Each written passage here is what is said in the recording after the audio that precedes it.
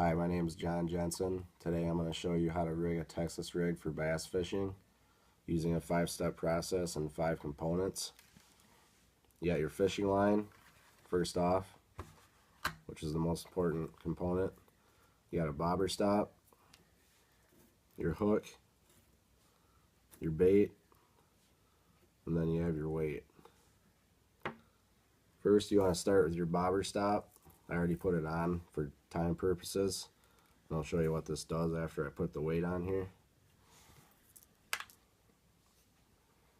So you want to start with your weight first off. And you want to stick the weight on so the narrow part is going on first. So you have this on your line. Then I'll show you what this bobber stop actually does. If you can see here, it prevents the weight from going any farther up your line. And what that's going to do is it's going to keep contact with your bait more often. So you're going to have better feel with the bottom. And that's crucially important on the river here, especially because you want contact with your bait at all times so you can feel what's going on. So that's why a lot of people use them around this area. So you have your weight on here. Next I want to show you the type of knot to use for your fishing hook. This is an extra wide gap fishing hook. There's also a straight shank. It's kind of a personal preference. I like using extra wide gap. It's more of a confidence thing than anything. But the type of knot I use is called a fisherman's knot, and it's one of the most basic knots, but it's also one of the most effective in my opinion. It's more of a universal knot. A lot of people use it around the country. First you want to stick your line through the hook, the eye of the hook. So you have about 3 to 4 inches of tag on. You then want to twist your hook 6 to 8 times.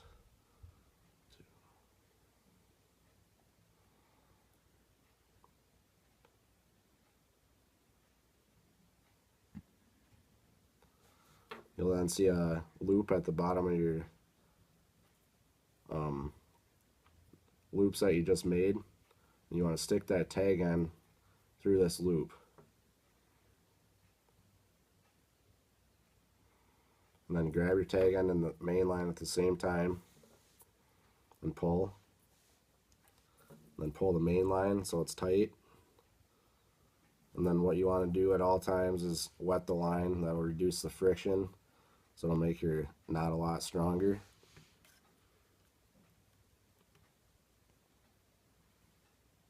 You just want to wet it with your own saliva. That's what I usually do. Then you pull the main line tight.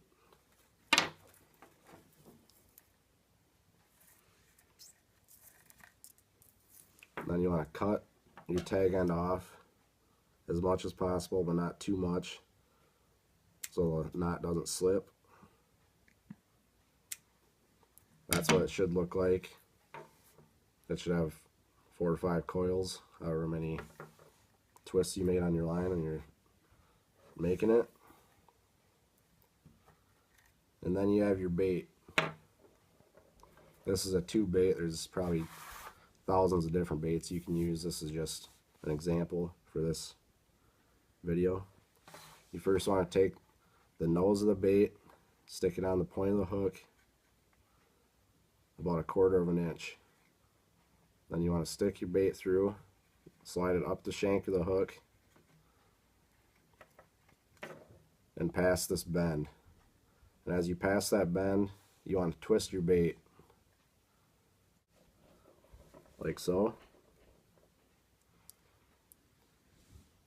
and then let it run so your bait's straight vertical with the point of your hook.